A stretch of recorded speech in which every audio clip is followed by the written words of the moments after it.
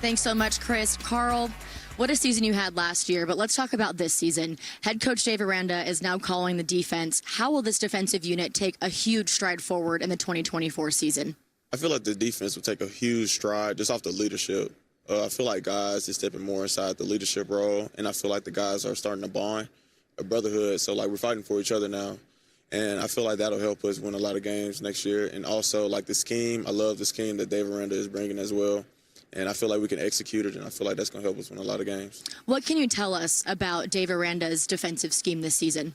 I'm going to say that it's fun. It's fun playing inside that defense. Different people blitzing, different type of disguises to everything. I mean, it's fun. It's fun playing it. Showing disguises, then having one thing, then going to another. It's pretty cool in my opinion. I like it. You previously mentioned this team's leadership. Who specifically have you seen step up big time on the defensive side of the ball?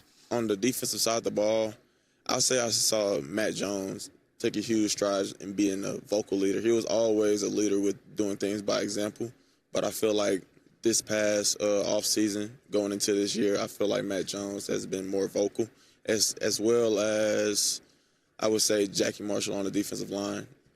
On the offensive side of the ball, the Baylor Bears have a new quarterback this season. Toledo transferred Daquan Finn. How have you seen him step up and really adjust to this program? I've seen him step up a lot. I mean, he's a guy that just want to be great all the time, doing the extra work, doing everything right, doing everything how it needs to be done. And I feel like he's going to make a big impact for our team for sure. What was your first impression of Daquan when he stepped foot in the Baylor locker room? When he stepped foot in, I mean, shucks.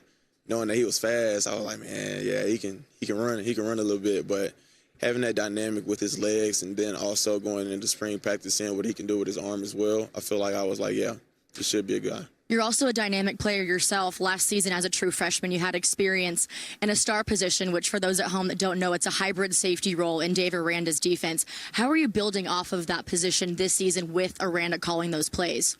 Building off that position, I mean, just going back and looking at film on things that I could have done better, and also looking at past players like Jalen Petrie. Jalen Petrie played that position very well, and like that's just a guy that I look up to. And going through the film like that, seeing what I can do better will for sure help me this year, no doubt.